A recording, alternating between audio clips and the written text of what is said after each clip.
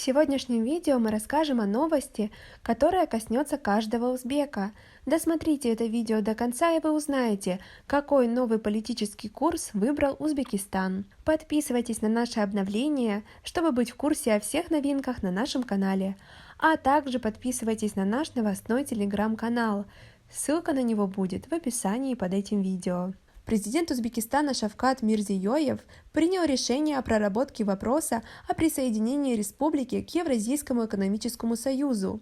Об этом сегодня, 2 октября, заявила спикер Совета Федерации Валентина Матвиенко на встрече с главой Законодательной палаты Али Маджлиса парламента Узбекистана Нурджинжоном Исмаиловым. Мне кажется, что учитывая вот такой растущий объем взаимодействия в экономической, гуманитарной сфере, мы должны хорошо понимать, что нужны и кадры, которые бы знали и русский, и узбекский язык, которые могли бы реализовывать те крупные масштабные задачи, проекты, которые есть. И здесь две составляющих. С одной стороны, мы как парламенты должны законодательное обеспечение создавать для реализации таких масштабов сотрудничества.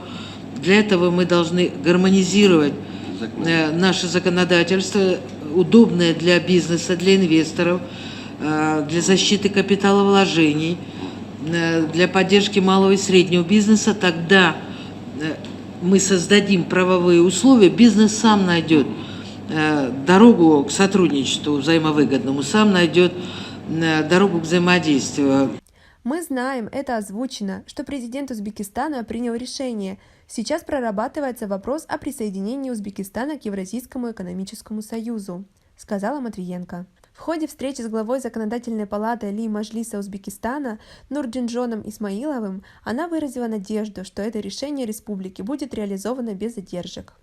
По словам главы Совета, присоединение Узбекистана к ЕАЭС будет огромным делом. А как вы относитесь к такому решению? Свои ответы пишите нам в комментарии под этим видео. По ее словам, вступление Узбекистана в Евразийский экономический союз даст новые возможности для двустороннего взаимодействия и устранит определенные барьеры и преграды, которые существуют в отношениях двух стран. Матвиенко выразила надежду, что процесс согласования не затянется, и сообщила, что Совет Федерации готов участвовать в мониторинговой миссии на выборах в парламент Узбекистана, которые состоятся в декабре 2019 года. Мы готовы принять участие в мониторинговой миссии и со стороны Межпарламентской ассамблеи и со стороны Совета Федерации, если будет приглашение, сказала она.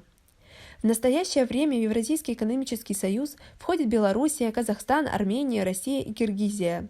О своем намерении вступить в ЕАЭС в разное время заявляли Монголия, Таджикистан и Тунис, а также непризнанные республики Абхазия, Южная Осетия, ПМР, ЛНР и ДНР. На этом у нас все. Оцените наше видео подпиской и лайком.